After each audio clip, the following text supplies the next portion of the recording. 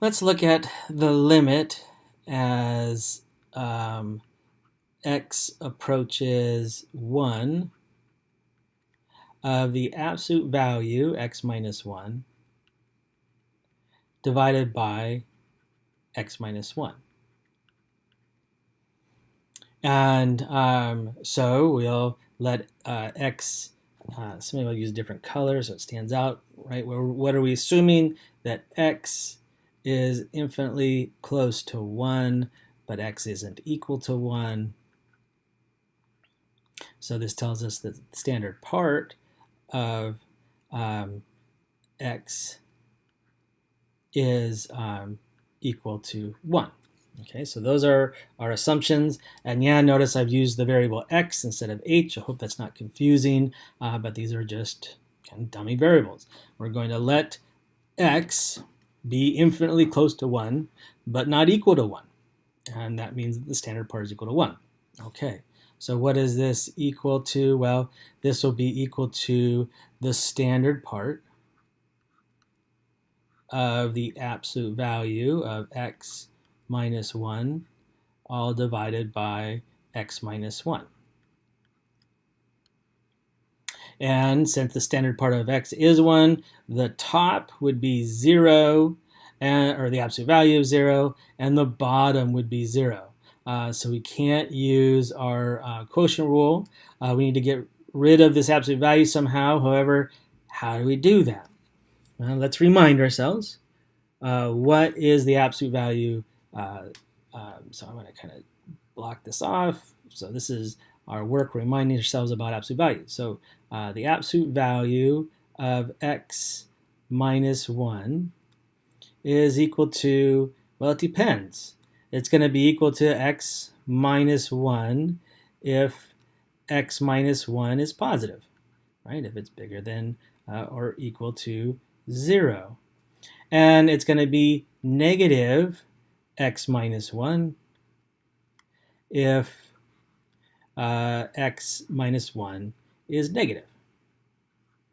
Now, this is a little bit awkward. Let's rewrite this in this way because of the inequalities. We can bring the 1 over. So this will be x minus 1 if, so adding 1 to both sides. So if x is bigger than or equal to 0, not 0, sorry, but 1. And it's going to be negative x minus 1 if x is less than 0. I keep saying 0, but x is less than 1. Now, let's remind ourselves, x cannot be equal to 1. So this equal sign that we wrote here is actually not allowed. So we can't even be equal to 1. So actually, let me erase that because we can't allow equality. Okay, so now we've got the absolute value. X minus 1 is equal to this if x is bigger than 1, and it's negative x minus 1 if x is less than 1.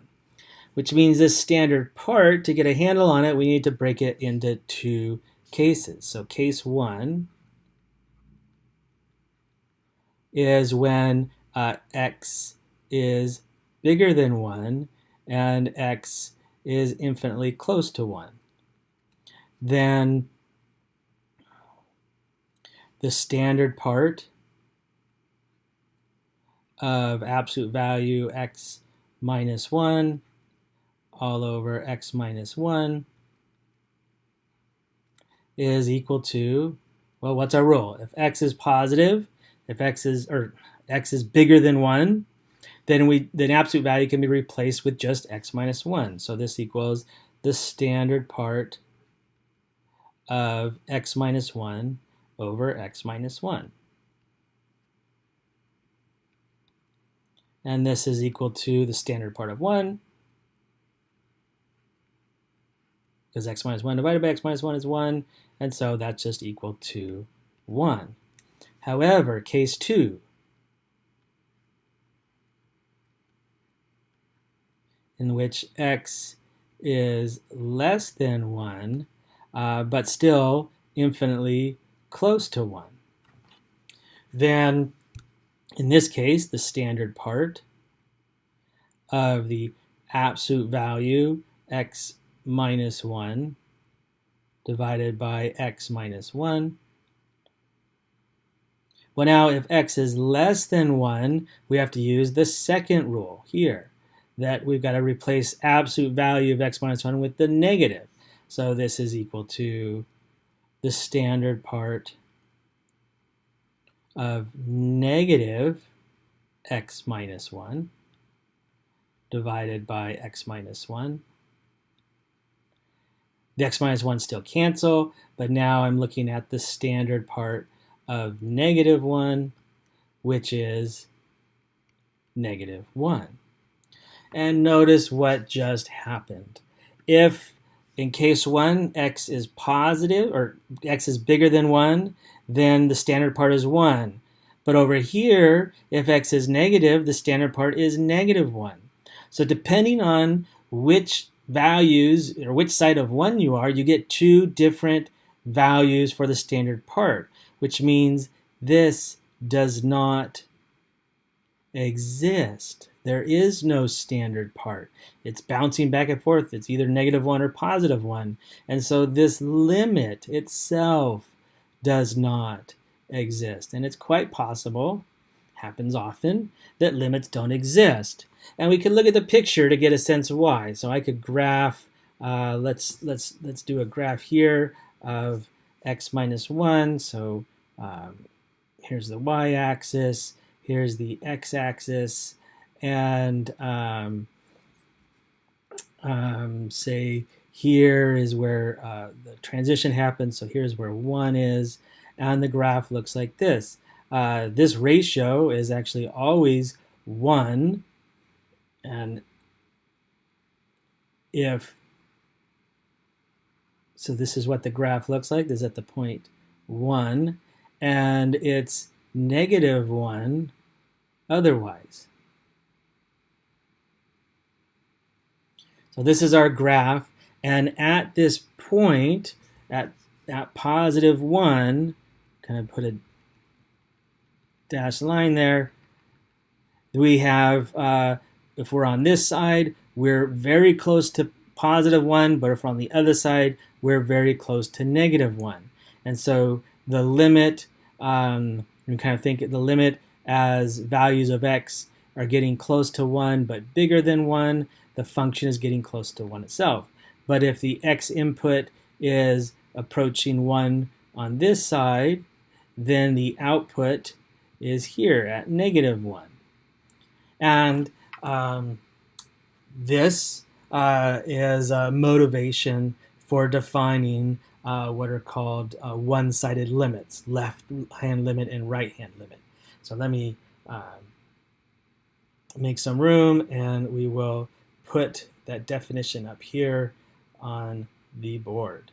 So the right-hand limit of f of x is defined this way. L is the right-hand limit of f of x as x approaches c from the right if whenever h is infinitely close to c but strictly greater than c, f of h is infinitely close to L.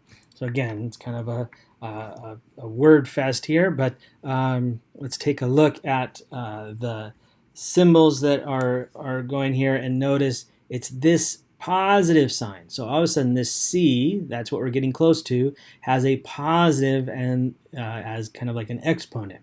And so this positive C is we're saying that H will be infinitely close to C but strictly bigger than C, then this limit would be the standard part of f of c, provided it exists.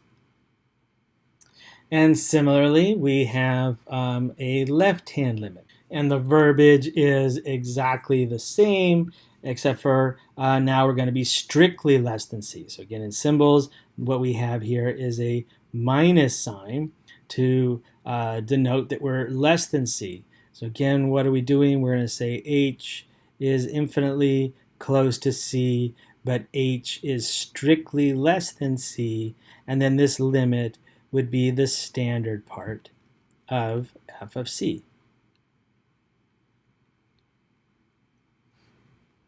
And so in the previous example, we saw that the left-hand limit, so the limit as x approaches 1 from the left of the absolute value of x minus 1 divided by x minus 1 is equal to negative 1, but the limit as x approaches 1 from the right of the absolute value of x minus 1 all over x minus 1 is equal to positive 1. And we can say that, as we saw in that problem, this limit doesn't exist, and in fact this gives rise to this theorem, which states that a limit has a value. In other words, it exists if and only if both of the one-sided limits exist and are equal to the same number. So this can be a way to really check to see if a limit doesn't exist, is by taking left-handed and right-handed limits.